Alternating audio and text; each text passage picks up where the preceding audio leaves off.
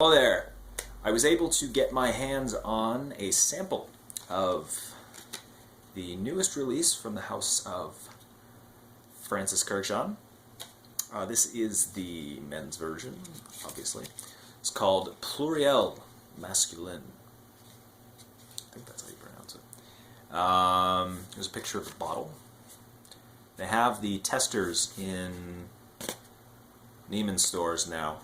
So if you have a Neiman's near you that sells the line, chances are pretty good that they have the bottles in there for you to try out. They're not for sale just yet. They do look like this. The juice is indeed, as you can see, it is silver. It's an odd color. You don't see a lot of grayish silver juice, but it is that color. Let me just read you the little inside of this card here, what they say about the scent. It says, a creative foray into the world of eternal masculinity, the modernity of a mirror effect with multiple variations, where timeless wood notes echo each other.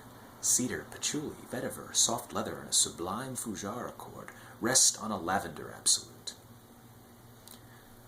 Well, there's a lot of puffery there, but nonetheless, it's actually pretty much spot on. I wore this today for the first time, for the full day while I was at work. Here's the little sample thing. Very good juice. Very good. This is a release I'm looking forward to, especially after last year with his Aqua Vitae release for 2013. That was bad, to say the least. Very boring, very plain. Just not good. It was a swing and a miss. This is not. This one, the notes that I just read off to you in there pretty much tell the story. Lavender is the main player. When you first spray it on, that is the main scent that you're going to get, and it stays through pretty much the entire scent. After a little while is when the wood starts showing through, cedar, a little bit of the vetiver. It's a smoky vetiver. Some of you who follow me for a while may know that I strongly dislike vetiver. A lot. It's one of my least favorite notes out there. It's not very strong in here, but what there is, it's good. It has a smoky texture to it. It fits very well. There is a bit of soft leather in there as well. It works very well. I didn't get a lot of patchouli. It's probably a very secondary or tertiary note, but for what it does very well. The closest comparison I could make would be Gris Clair from Serge Lutens, which is a great and wonderful lavender scent. Gris Clair is a little bit more heavy on the tonka. It's a little bit more on the gourmand side of things. It's certainly not a gourmand fragrance, as you may know the category, but it's less woody. This one is a lavender cedar.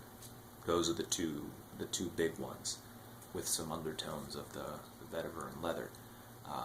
But the lavender that you would get from Gris Clair is very similar to the lavender you would get from this guy, Pluriel. I would not consider them to be clones of one another. This is certainly not a Gris Clair knockoff by any means, but they share a few similarities. This one is an EDT. It is similar to his other men's fragrances, Amorous, Apom, Lumiere Noir. They are EDTs. Unfortunately, I do wish they were a little bit stronger. The performance on this was okay. That would be my only downside. It's soft. I wore it very lightly today. Only one spray from the sample vial, so I didn't really use a whole lot. Very, very small amount. And after a couple hours, it was pretty much a skin scent. 6 hours or so later, it was, for the most part, gone. It was there, very, very weak after that 6 hour mark. But I think with a stronger application you might get a little bit better. It's not non-existent to the point that it disqualifies it from consideration for me. I've certainly smelled things that are far weaker than this, so take that for whatever it's worth. If you're looking for something that's really strong and powerful, this is not going to be it. But for what it does, I think it can be good for a daytime scent, certainly good in the fall. I think this really, I sprayed a little bit on my arm. This is a good time of year for him to be releasing it with the fall coming in a month or two. This is something that can extend from, there's not really a warm weather scent. There's not a lot of, obviously, cedar, vetiver, leather, even lavender aren't things that scream summer, you know, sunny days are ahead. No, that's not what it does. But it's very versatile. This is something you could get a lot of use out of year-round. Maybe not on a really cold day, but it goes well. It's very calming, comforting, as many Kurkdjian scents are, but this one strayed a little bit differently than some of his other men's releases that tend to get a little bit more floral at times, can be a little bit too soft. This is most certainly very masculine. While it is soft in its performance, the scent in and of itself is not. It is a very modern, masculine scent, and I think he did a great job of melding those two things together without going overboard. It's a very harmonious blend of masculinity without being too vintage, so to speak. It's a very modern scent. I would recommend trying it. If these notes sound like something you would like, give it a whirl.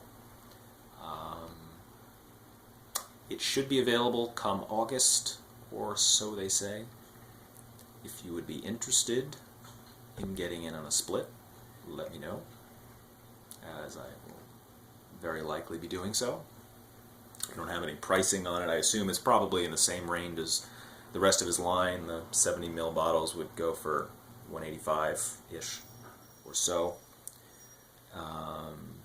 So yeah, if that's something that would be of interest to you, please do get in touch with me to reserve a spot. I did actually get a chance to smell the female version. My girlfriend got a sample or two of that as well. It's very nice.